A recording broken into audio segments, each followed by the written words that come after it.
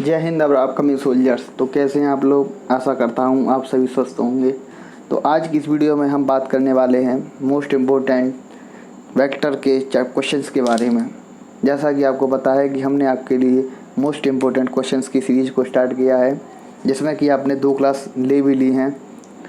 उन दो क्लासों में हमने आपको यूनिट एंड डायमेंशंस के क्वेश्चंस कराए हैं, जो कि आपको आपके आने वाले एग्ज़ाम में 101% देखने को मिलेंगे। तो उसी को कंटिन्यू करते हुए हमने आपके लिए ऐसे क्वेश्चन वेक्टर के लिए भी लेके आए हैं। तो सबसे पहले अगर आप इस चैनल पर नए आए हैं तो सबसे पहले इस चैनल को सब्सक्राइब कीजिए, ताकि आपको आपकी आने वाली अपडेट, आपकी आने वाली क्लास के बारे में पता चल सके, और आपकी जो एयरफोर्स नेवी की वैकेंसी आने वाली हैं उनके बारे में हम आपको बता सकें। उसके लिए आपको इस चैनल को सब्सक्राइब करना पड़ेगा। तो चलिए क्लास को स्टार्ट करते हैं। देखिए क्वेश्चन नंबर पहले की ओर चलते हैं हम। Question number 1, if the sum of two unit vectors is unit if the unit of two unit vector is the unit vector then magnitude of differences. यदि कोई इकाई सदिशों का योग इकाई सदिश हो तो इनके अंतर का परिणाम क्या होगा। चलिए इस क्वेश्चन को देखते हैं हम। ये नई स्लाइड की ओर चलते हैं। देखिए n1 प्लस n2, ये हमने दो आपके सदिश मान लिए हैं।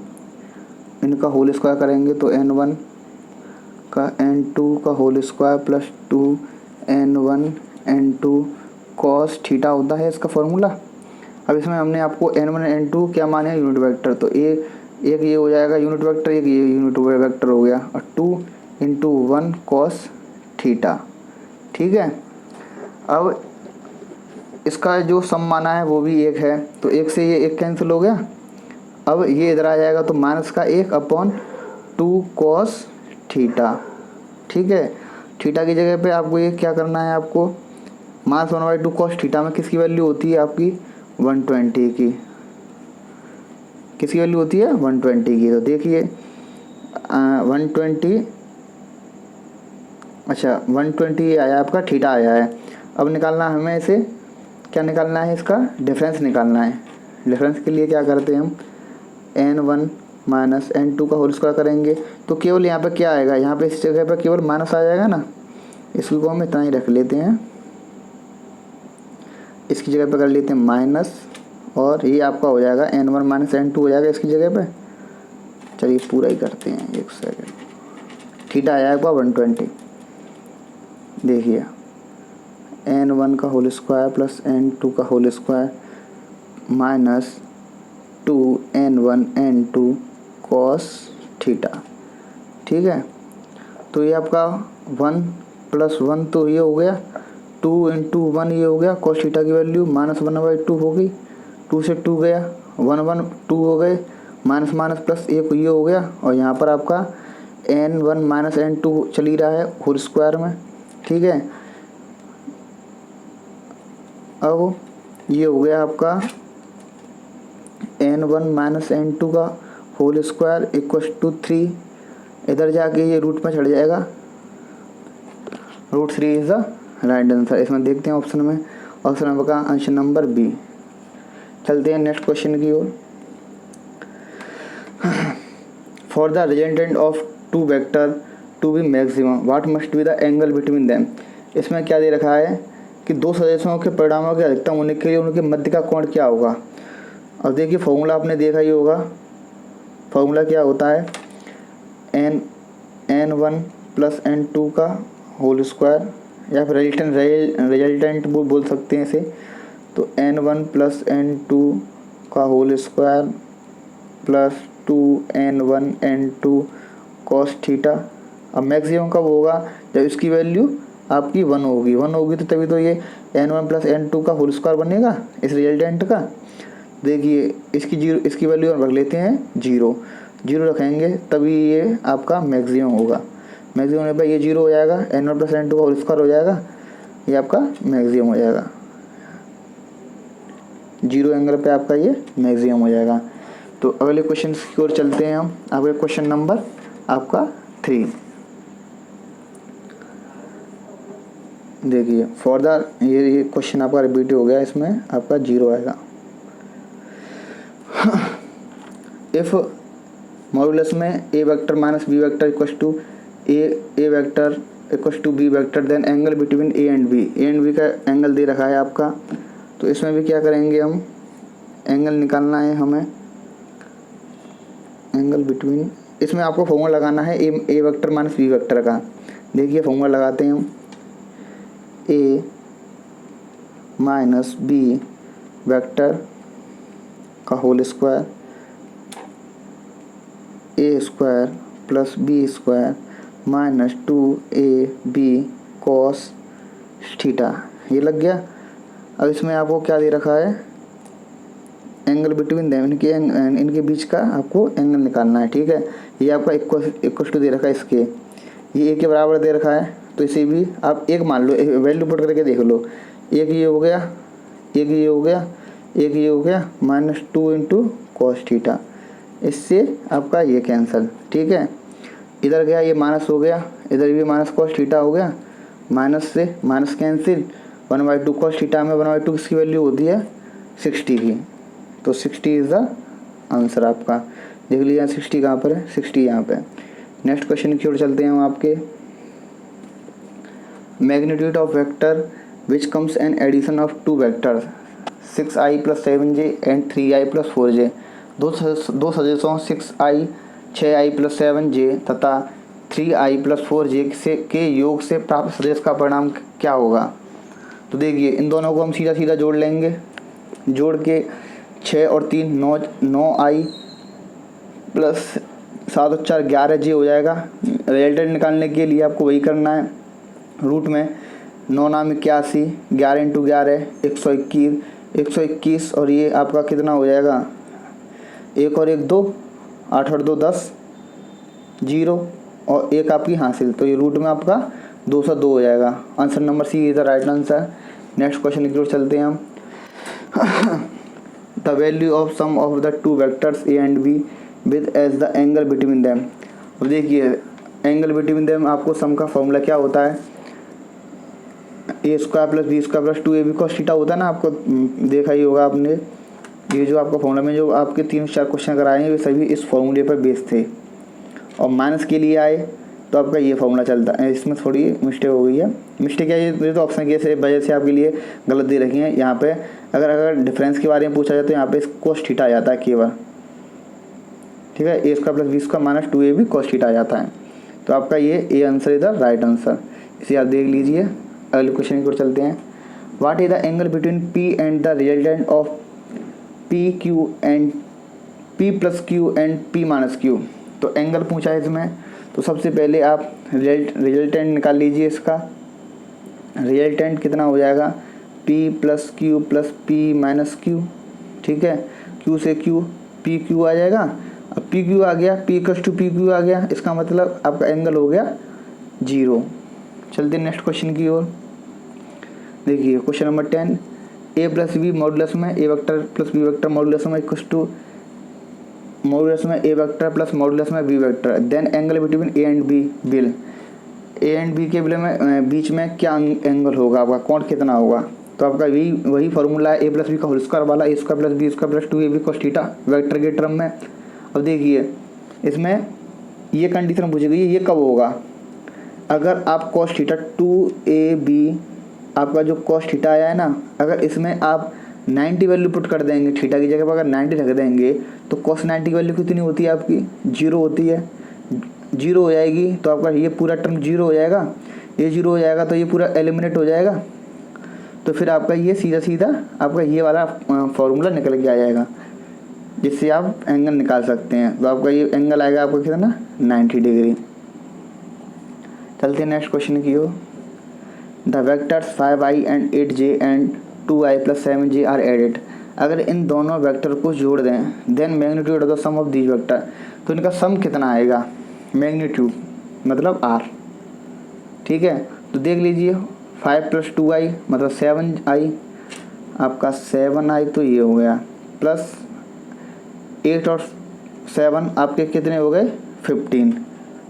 ठीक है, तो देखिए 7 का स्क्वायर 49, 15 का 225 2 to 5 इक्वल टू ये किसका हो गया आपका, सीधा सीधा जोड़ देते हैं 9 5 4 4 और 2 8 हो गए, 1 सेकेंड, 9 5 14 4 2 6 7 सॉरी 7 हो गए, और दो का आपका ये 2 का रूट में 274 आपका ये वाला आंसर। चलते नेक्स्ट क्वेश्चन की ओर। Two equal forces P each act at a point inclined to each other at an angle of 120 degree, the magnitude of their resultant is.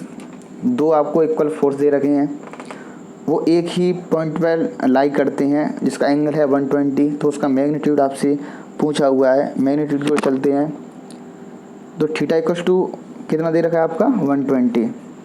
देखिए इसकी ओर चलते हैं, पहले आप सिंपली आप फॉर्मूला ही लिख लीजिए, आर इक्वल टू ए का होल स्क्वायर प्लस बी का whole square plus 2ab cos theta. A की जगह पे आप 1 लिखिए, ठीक है, तो आपका 1 लिखा, बी की जगह ये 1 है, प्लस 2 कॉस थीटा, ठीक है।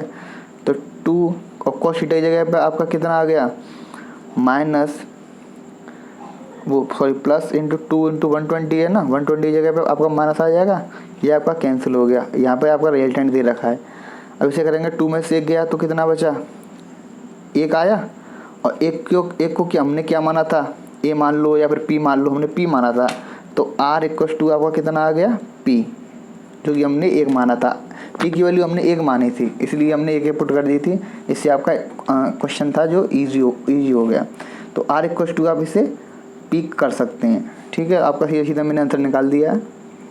चलते हैं नेक्स्ट क्वेश्चन की ओर। If a vector 2i plus 3j plus 8k is a perpendicular to the vector minus 4i plus 4j plus alpha k, then value of alpha is। Alpha की value निकालनी है जब vector एक दूसरे के perpendicular मतलब लंबवत हों। तो देखिए उसके लिए क्या फॉर्मूला होता है, उसके लिए क्या होता है, a dot B A B cos theta होता है आपका, आपको पता ही होगा, आपने 11th-12th में पढ़ा होगा। तो चलिए निकालते हैं इसको। 4 इंटू -8 -4, तो क्या होगा आपका, ये माइनस का 8 हो गया, माइनस का 8। अब 4 3 जा 12 हो गया आपका। अब 8 इंटू ए, इसे आप 8 इंटू ए लिख लीजिए। एक परपेंडिकुलर है तो परपेंडिकुलर आपका 0 के बराबर होता है ये, ठीक है। तो आपका 12 में से 4 गए तो 8 गए तो कितने बचे आपके, 4 बचे। 4 इंटू 8 ए। अब ए इक्वल टू आपका हो गया, सॉरी ये माइनस का हो गया ना, तो ये माइनस के 4/8 हो गया, सॉरी माइनस के 4/8 हो गया। तो यहाँ पे आपका आ गया माइनस के 1/2 आंसर, माइनस के 1/2 आएगा आप, ठीक है। ये उधर जाके 4 हो गया, 4 इधर प्लस का था तो ये इधर माइनस हो जाएगा इधर जाके, और इक्वल टू -1/8। नेक्स्ट क्वेश्चन की ओर चलते हैं। If two vectors 2i plus 3j minus 4k and minus 4i minus 6j minus lambda k are parallel to each other, then value of lambda b। मतलब दो वेक्टर हैं, दो सदिश हैं जो आपके पर पैरेलल रखे हुए हैं, मतलब एक दूसरे के समांतर बोलते हैं ना, उन्हें समांतर बोलते हैं, हाँ हिंदी में समांतर रखे हुए हैं। तो उसमें आपको लैम्बडा की वैल्यू निकालनी है। लैम्बडा की वैल्यू निकालने के लिए एक कंडीशन होती है, आपने पढ़ी होगी, a1/a2 equals to b1/b2 equals to c1/c2। इसी के चलते हुए हम फॉर्मूला रख लेते हैं, फॉर्मूला पुट कर लेते हैं। 2/-4 इक्वस टू, ये रख लेते हैं लास्ट का टर्म आपका, minus K 1/- K lambda, minus से minus cancel, 2 lambda equals to आपका कितना आ गया, -4, और लैम्बडा इक्वस टू आपका आ गया 2, ठीक है। तो एक सेकंड, ये कहीं मिस्टेक हो रही है, लैम्बडा इसका 2 आ रहा है, एक सेकंड दोबारा देखिए, 2/-4, 3/-6, ठीक है। एक सेकंड, ये मिस्टेक थोड़ी ज़्यादा हो रही है इसमें। 3/-6/-1 लैम्डा, इससे ये कैंसिल। लैम्डा इक्वल टू -2 ही आ रहा है, -2 पहले आ रहा था, -2 भी अभी आ रहा है। इसका मतलब इसमें मिस्टेक है, इसे आप -2 कर लीजिए। -2 is the right answer. Next question की ओर चलते हैं। ये आपका पैटर्न है, पैरेलल के लिए, परपेंडिकुलर के लिए A.B होता है आपका, और इसे खोलते हैं तो A भी आपका cos थीटा के इक्वल टू हो जाता है। नेक्स्ट क्वेश्चन की ओर चलते हैं। A vector into B vector equal to B vector into A vector, ये वाली कंडीशन इसके बराबर, तो एंगल क्या होगा? एंगल आपका कितना होगा? या तो 0 होगा इस कंडीशन में, और या फिर आपका पाई होगा। अच्छा, 90 कब होता है? 90 आपका जब होगा जब वेक्टर आपके लिए ये कंडीशन देगा, equal to -KB into A। इस कंडीशन में आपका वेक्टर होगा वो 90 डिग्री पे होगा। इसके लिए मैं आपको अलग से वो लिख देता हूँ। देखिए, A into B equal to -K, ये मैं आपको परपेंडिकुलर की कंडीशन लिखा दे रहा हूँ। वो जो मैं लिखाई थी आपके लिए A into B equal to B into A, ये आपका 90 के लिए, और ये आपका 0 और आपका पाई के लिए, ठीक है। नेक्स्ट क्वेश्चन की ओर चलते हैं। 2 vectors A vector and B vector are the right angle to each other, तो कंडीशन कौन सी सही रहेगी? मैंने आपको थोड़ी देर पहले ही बताया, आपको आपने देखते ही लगा दिया होगा इसमें, A vector dot B vector, dear is the right answer. चलते हैं नेक्स्ट क्वेश्चन की ओर।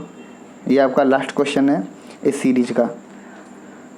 P vector dot Q vector equal to PQ, then angle between them, ये आपकी कंडीशन पिछली वाली है, 90 एंगल वाली है, 90 डिग्री वाली है। क्वेश्चन नंबर 18 की एंगल निकालना, सॉरी एंगल निकालना है ना इसमें। देखिए इसे, PQ इक्वल टू PQ दे रखा है, तो cos थीटा की आपका कितना हो गया? P डॉट Q हो गया, अपॉन में क्या होता है? PQ, मतलब ये P वेक्टर है, ठीक है। तो अब क्या करना है हमें? ये आपके कितने दे रखे हैं? ये दे रखा है, तो इसमें आपका जो एंगल होगा वो आपका 0 हो जाएगा। इससे ये कैंसिल हो गया, 1 आ गया। अब 1 कब होती है वैल्यू आपकी? cos थीटा इक्वल टू 1 आ गया आपका। आप नोट करें तो स्लाइड को रोक के नोट कर लीजिए वीडियो को, क्योंकि इसमें स्पेस नहीं है, इसलिए मैं स्पेस की प्रॉब्लम है, इसलिए मैं ऐसे ही कर दे रहा हूँ।